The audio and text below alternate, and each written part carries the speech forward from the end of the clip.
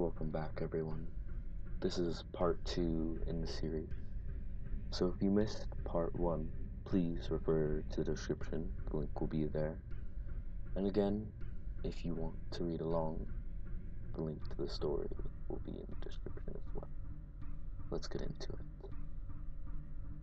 I stood there in shock, just staring at what the fuck I just found. Staring at the embodiment of all the questions that just arose, but no answers. If she existed, then why does no one remember her? Why am I the only one who remembers? Where the hell is she? Why is this teddy bear here? How in the fuck is this happening? Where is everything else of hers? Why is any trace of her at home gone? So many questions, but no fucking answers. My hands gripped my head as I dropped the teddy bear. My head was splitting open with a headache.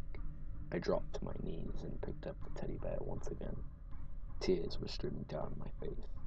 So, I'm so sorry. I'm so sorry that I didn't look out for you. I'm so sorry. I buried my face into the teddy bear, somehow still soft, plushy fur, thinking of how many times I saw her crying into this thing around without a care in the world. I cried even harder. I stayed there for hours until I couldn't cry anymore. Not knowing how much time I spent kneeling in that same spot, I went home in the pitch black night, clutching my sister's precious teddy bear. It was now overcome with a rage. I swung the door to my house open, went immediately to my knife drawer. I took out the largest kitchen knife that I saw, and I went up to my parents' room. Wake up, I said. I said, wake up! I screamed at my parents, and they sat up, groggily from sleep. What are you screaming for? We just went to sleep. I yanked my dad hard out of bed and put the knife up to his throat. My mom was now understanding what was going on and was horrified. Karan, please calm down. No, get the fuck out of bed. You are going to drive to the hospital right now, I said. Some of you may not agree with what I did, but I had no idea who I could trust at that time, and I needed to get to the bottom of what was going on, and quick. I had no real ideas of hurting any one of my parents. I just did what I had to do. They quickly complied to my orders, and we were driving to the hospital. I hadn't told them what we were going there for yet. Karan, I thought you were getting better, my mom said to me, trying not to cry. I handed her the teddy bear that I had found. Care to explain that? I asked her. What is this? Is this supposed to mean anything at all? Is this why you threatened your dad with a fucking knife? What are you trying to prove? She looked at me through the mirror like I was insane. Just as I thought, they actually had no fucking clue about anything. I would have to expect I would have had expected to see at least a flush of guilt or worry in their eyes once they saw this, but they treated me exactly how they have been for the past 3 years, like I was total nutcase. Truth is, they probably was. We arrived at the hospital. I told them that they were going to get my mom examined to possibly figure out how many babies she had delivered based on the strain on her body. They were still too scared of me to do anything that went against what I asked of them, and we all walked inside. When we made it to the desk, my mom made the odd request. The nurse looked rightly confused at this request. I mean, what kind of maniac would want to check how many babies she had delivered? But the nurse complied nonetheless. I let out a sigh of relief when I knew there was some way to check this physically. Take a seat over there for now, please. We'll be right with you, she said. After about 15 minutes, which felt like way longer than that, my mom was called in with called in. My dad took this chance alone to speak up about me. You're a fucking disappointment. You know that, Karan? He whispered harshly to me, threatening your own father with a goddamn knife to fulfill these batshit crazy delusions of yours. When did you get so insane? I stared blankly at the wall in front of me. I did not want to say anything to him. Not ever. I deserved those words, he said, regardless. I stood up and walked to the reception desk and asked the nurse something. My dog could care less where I went, so luckily I didn't have to explain anything to him. Excuse me, I whispered to the nurse. What can I help you with, sir? She asked politely. I need you to search a birth record for me. I need a Zoe Callister. Callister, I said.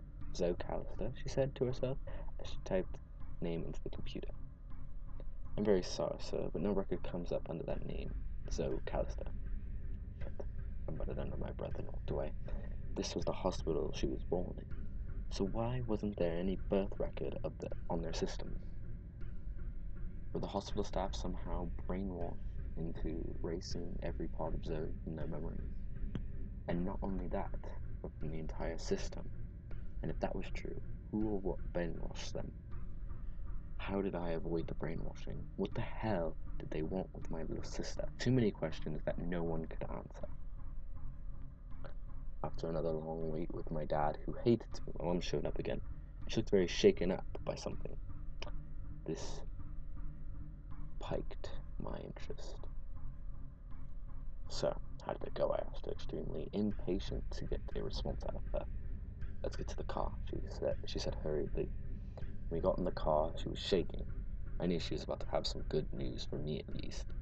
I once again bombarded her with questions regarding the examination they performed on her. They said that I'd possibly given birth to more than one child. She finally snapped at me. I fucking knew it, I said with a laugh. But in reality, it filled me with more questions than imaginable. I knew I wasn't crazy. My mom and dad both looked at me like they had before, scared and disgusted. But there was a new look, disbelief. That was progress. Listen, Mom, Dad, this teddy bear I found belonged to Zoe, your daughter, my sister. I pointed dramatically to the teddy bear I was holding in my hands. I got this for her on her third birthday. Look, I even have the tag which proves it. I showed my parents the tag that was on it that I found last night. Neither of us have ever seen that thing in our entire lives, Karan. You have to stop with this whole little sister thing. There is no Zoe, and there never will be, my mom snapped. This whole hospital thing was most likely just a mistake. There is absolutely no way in the world I could have given birth to more than one child. I'm sorry, Gran, but please get out of the car.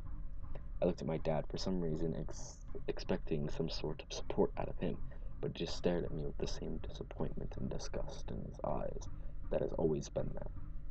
So no progress in my parents believing me, but I may have found proof that my mom actually gave birth to Zoe, and I am kicked out of the house for now. I took out my phone and called Noah. I was pretty late, so when he answered, it was pretty clear that I woke him up with this call. Hello? Hey dude, sorry to bother you, but do you mind if I come over to stay at your house tonight? Got in a little spat with my parents. Understatement of the century right there. Oh yeah, sure man. I don't mind. See you in a bit, he said groggily. Appreciate it. I hung up and made my way to Noah's house. The whole walk to Noah's, my mind was racing with even more questions and possible things I could do to solve this mess.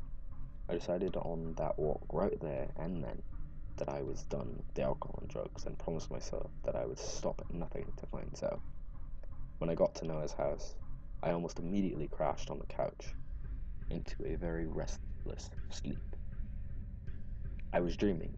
I was in my house, and it was the better version of my house. I saw Zoe in her actual room, the same way she had looked when she disappeared. The same blue eyes as me, the long, dirty blonde hair, and an extremely carefree smile. In a split second, our house burnt to ashes around us.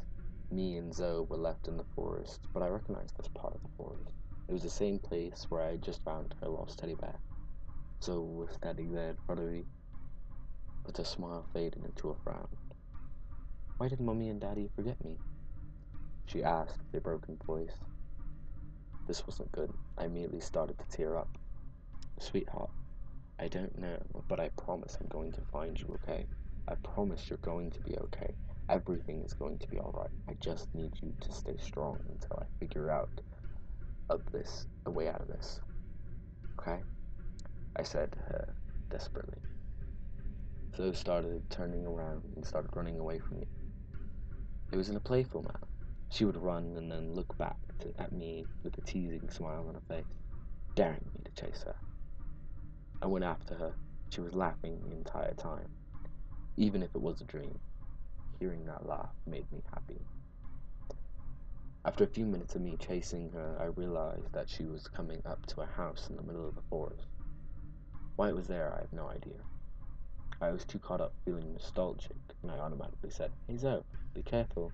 You don't even want to run up to a stranger's house like that." Of course, this was a dream, and she ignored my warning and walked up the steps toward the house. She looked back and stuck her tongue out at me. "Zoe!" I yelled, serious this time. She opened the door in the pitch black hallway and went inside. I went after her, but before I could get into the house, the door slammed in my face. I frantically tried to at the door, but it wouldn't budge. "So, get out of there now!" I yelled, slamming hard on the door. I heard a scream coming from inside. I woke up with such a start. I fell off the couch as I fell asleep on. "Whoa there! Are you okay there, bud?" Noah asked, half laughing. He was sitting on the chair across from the couch. "Get off your ass," I said to him. "We're going to the forest."